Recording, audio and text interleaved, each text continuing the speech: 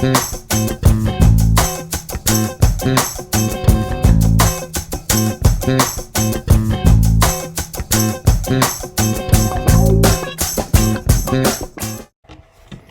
how's everybody doing today? This is your man Charles again from Discover the Beast Coaching. Today I want to talk about communication. And one specific area of communication is, how people sort of do their thing. I don't know if that's the best way to put it. Definitely not any therapy type of jargon there at all, is it? But there's five that I want to focus on today. And I've definitely used all five of these, and some of them are hindrances, some of them are positive. So what I want to do is go over them with you and see if any of this resonates with you. Okay, so the five communication approaches I want to focus on today are people pleasers, computing, distracting, blaming, and finally leveled. No one is just one. I find all five of these in my personality and in my way of communicating with others. Some, or I guess pretty much all of these, could be looked at as a positive or a negative. But like anything else, too much of any one thing could be bad. And I think, once we can find ourselves, we can modify it and we can adjust it to certain situations that are not reactionary, but more calculated. Okay, so let's get started. The first one is placating or people pleasing. And basically, with a people pleaser, we find that they're afraid of being rejected or maybe being abandoned. They definitely don't want people angry with them. And they use words and actions that seek approval. You may find that you or they are constantly apologetic and rarely confrontational. I definitely have gone through the people pleasing portion of my life. And I don't think I'm still there. Okay. That was a point in my life that I found that I just wanted to be loved and accepted, and I found that depending on who I was dealing with, I would really go out my way just to be accepted by them. Definitely didn't want people that I looked up to or thought were better than me or any of those kind of things. I definitely didn't want them to look down on me. So I would find that I would do things to my detriment for acceptance. This went on a long time, and part of the process for me was learning that I was a people pleaser and to really look at why I was being a people pleaser. What was I taking away from myself, and what, if I was able to get past that, how would that change my life? Well, obviously, first I was afraid. I was afraid of all those things: the rejection, the anger, the confrontation. And over time, the stronger I got within myself, the easier it was not to hurt myself to please other people. Now, people pleasing for me was definitely a challenge, and it wasn't with everyone. It definitely wasn't with everyone. Because other parts of my personality and some of these same things that we're going to be talking about would kick in. But for people pleasing, one of the things that I found, and that's one of the things I love about NLP, is the self-awareness. Now, as you may know or may not know if you've listened to me previously, is that part of my story is 12-step meetings for a drug addiction, specifically cocaine. And I found through the rooms and through therapy and through step work that people pleasing was one of the areas that I filled with my drug use. So as I got clean and days and years started building up for me, I found that the people pleasing really became something that was bothering me. And it moved past a way of life and it became something that was really hurting me. So in my process, I really started working on that. And it was tough in the beginning. Oh my God, it was tough in the beginning. I felt horrible speaking my mind. I felt horrible disappointing people and being disapproved of. I stopped using language and using words and using actions to just get along and started without bravado, just sort of speaking my mind and dealing with the repercussions of it. One thing about people pleasing and most of these things in general is that the people that are used to you being that way will have a hard time accepting you when you are not that way. So therein lies another challenge of self-awareness of sort of having a network around you that will encourage you to be better. Not the network that creates you, or not the network that expects you to do what they want you to do. So in learning that, I had to run into a few walls. I had people that were no longer part of my life, and that was by my choice and sometimes theirs. It was one of the areas that I still deal with because I will remove myself from a person's life. I will remove myself from a situation without really any negative feelings. Now, unfortunately, that may create negative feelings in others, but I've gone to the other side of that now. And when the space is right for me, I will apologize or I will explain. But I've learned not to. Okay, the next one I'm going to talk about is computing. This is probably, if anybody who knows me, this is probably the one that I personally use the most of. And it has helped me get past the people pleasing, where I'm not emotional with things as I used to be. So in computing, what you're doing is sort of working to remove the emotion out of your responses. It's trying to respond logically and controlled. With that, my voice modulation pretty much stays balanced. I don't yell, nor do I whisper. And my words are usually abstract. I don't get into specifics. I'm judging and I'm watching and I'm computing exactly what my words and what my actions are creating in the person that I may be speaking to. And the last one is may have caution showing their emotions, and that with me is key. I don't want to show my anger. I don't want to overly show my joy.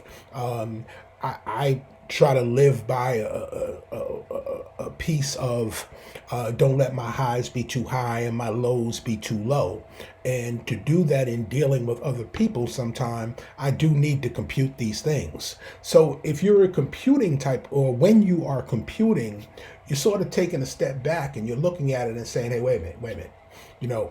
I don't know if I want to react this way. Now, here's the negative of computing. You're not showing your emotions. So how can a person know if you love them, if you're angry with them, if you're disappointed, or if you're joyful? if you're always computing, then you're protecting your emotions. And at times, that could definitely send the wrong message to other people. Now, that almost sounds like I don't want to compute because, if I do, then I'm going back into people pleasing.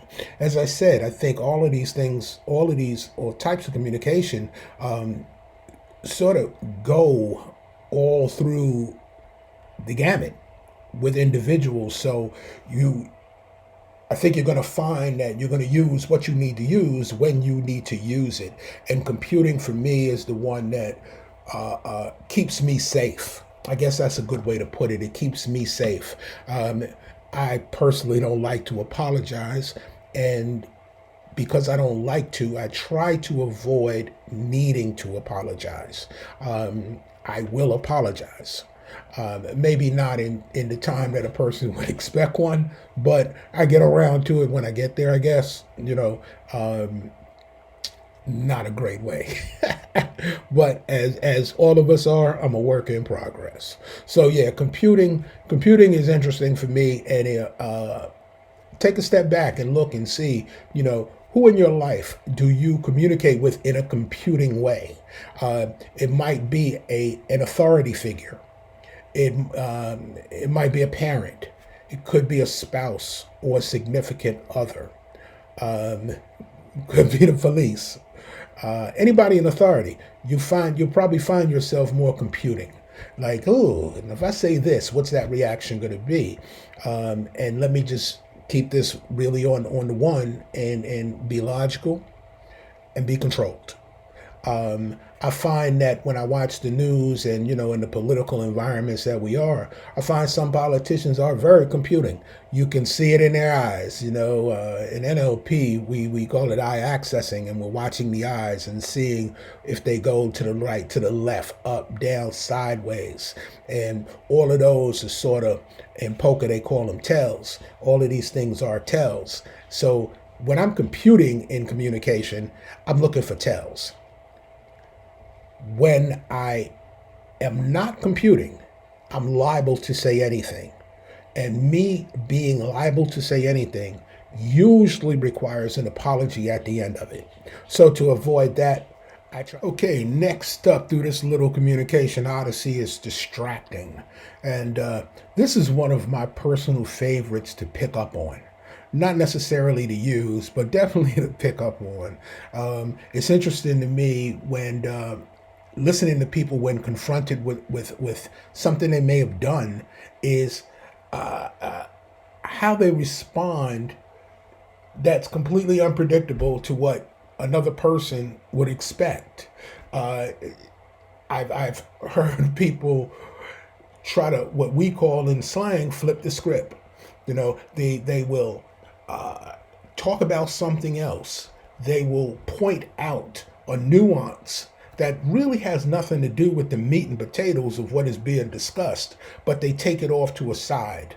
I find distracting used when a person doesn't feel part of a conversation and they need that attention.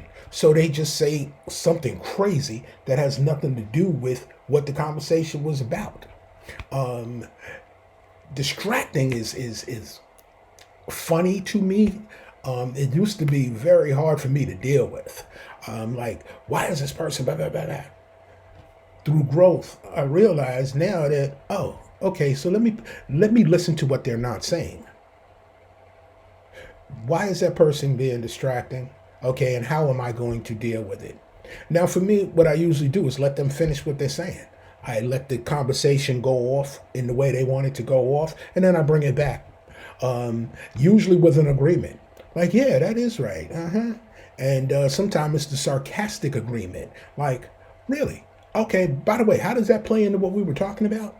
And watching the short circuit of communication happen, I find sort of, I guess, sadistically enjoyable. Bringing them back to a different focus is usually a lot of enjoyment.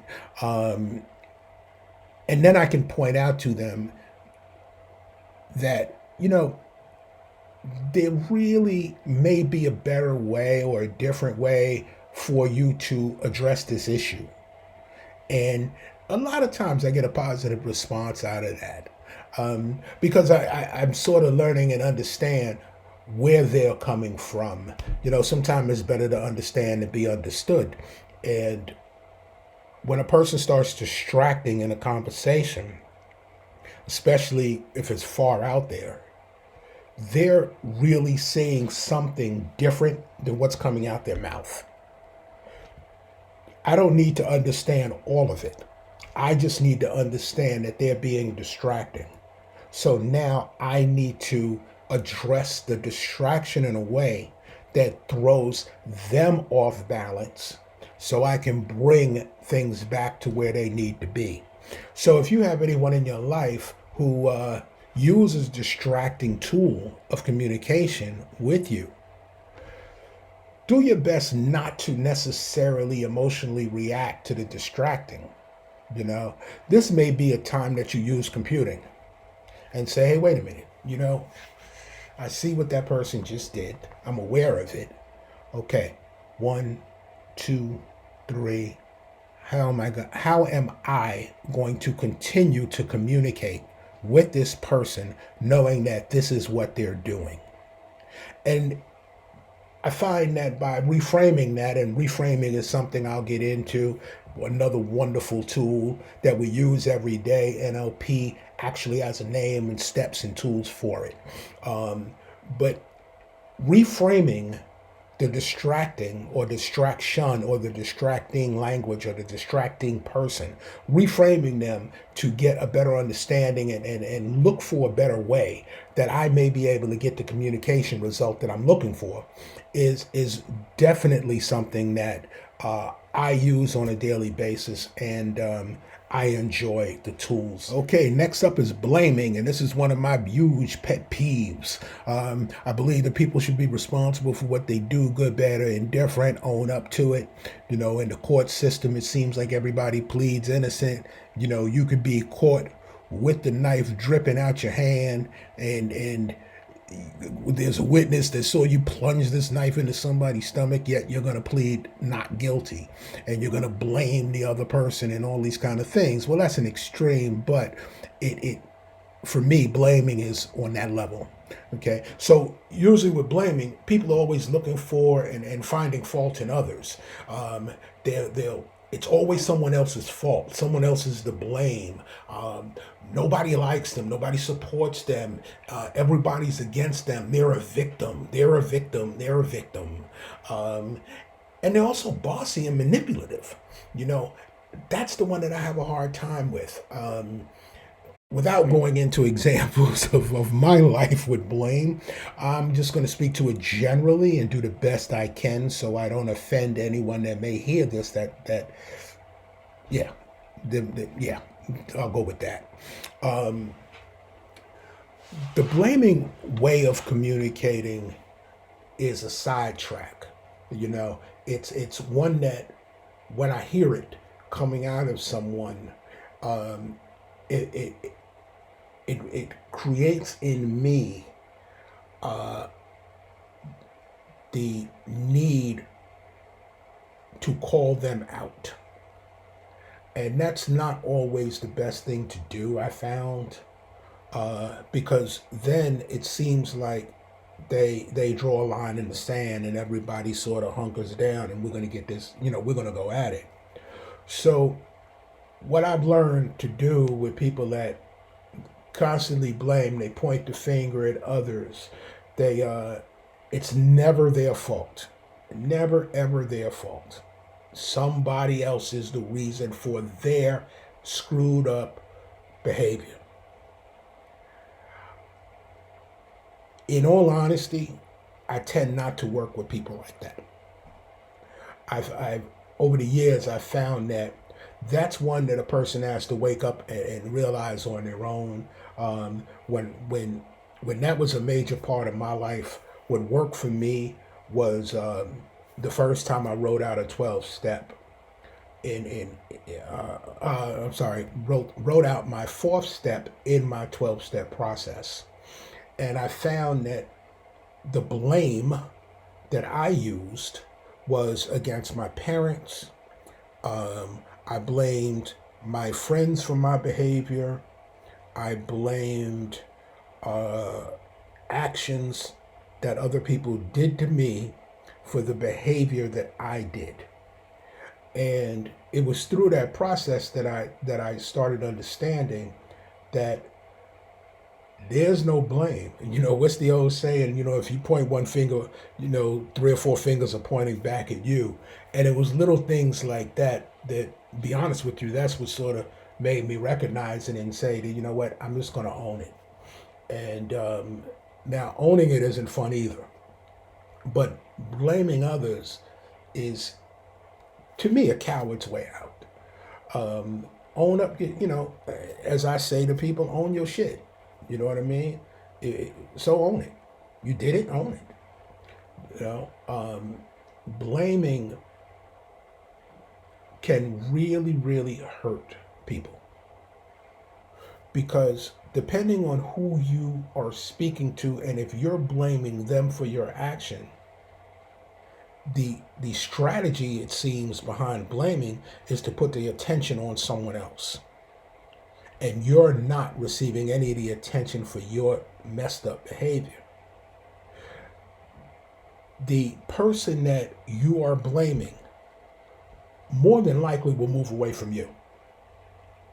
But that doesn't solve your problem or whoever is doing the blaming, because they just continue on and on. It's a wheel, it's the hamster wheel.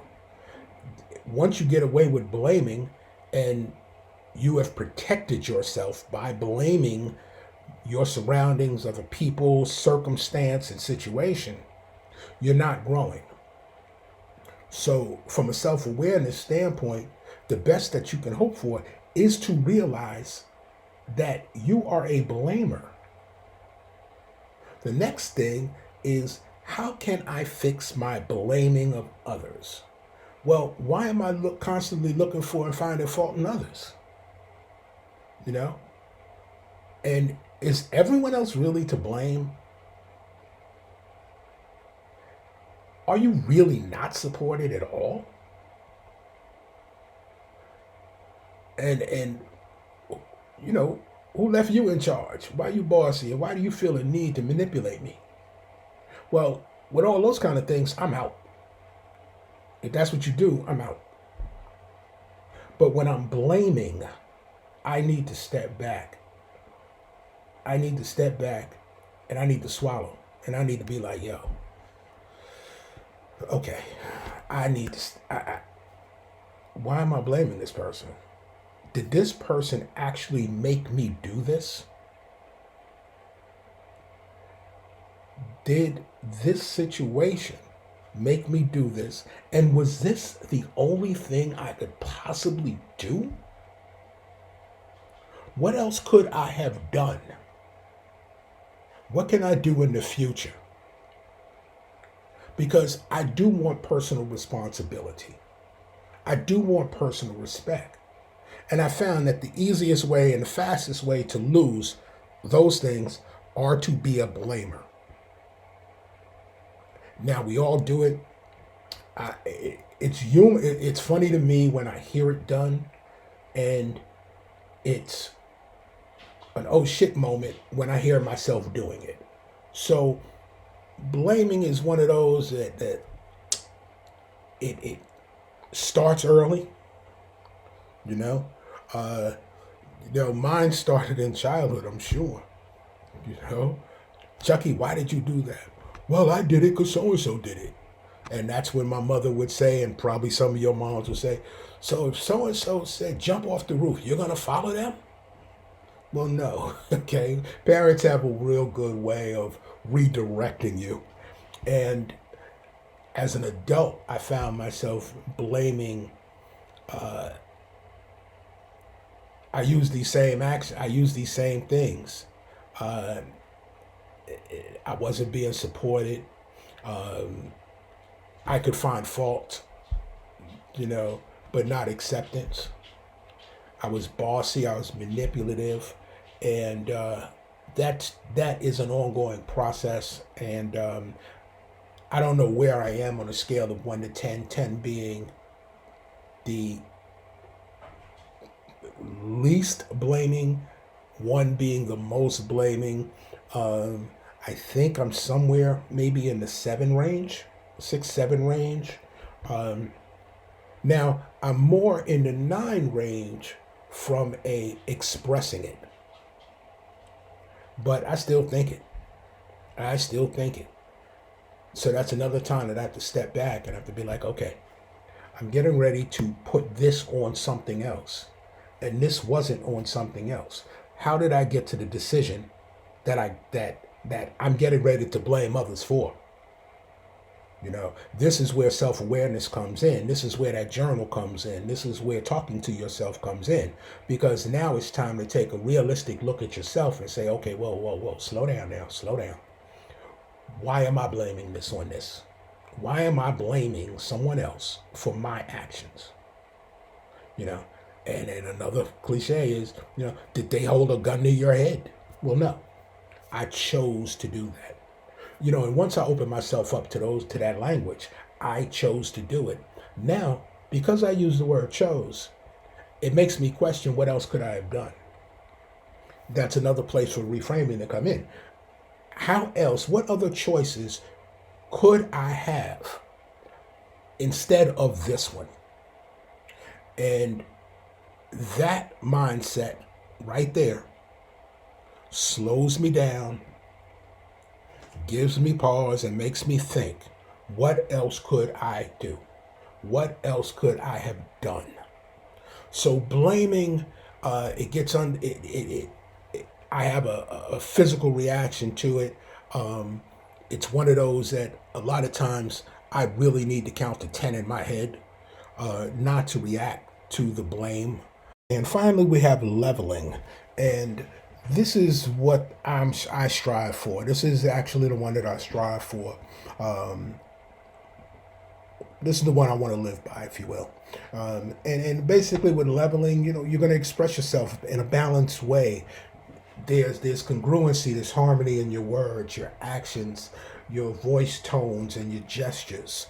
Um, that person is easy to understand and relate to. It's sort of like what you see is what you get. And I hope that I'm growing into that person.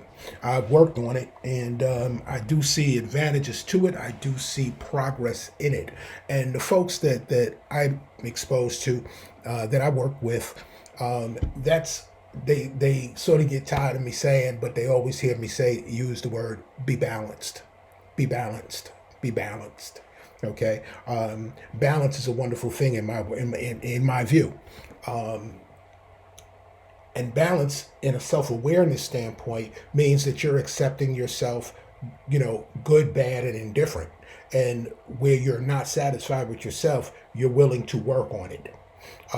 There are things in yourself that you don't want to work on and you're not going to work on. You may not be aware of, and that's okay.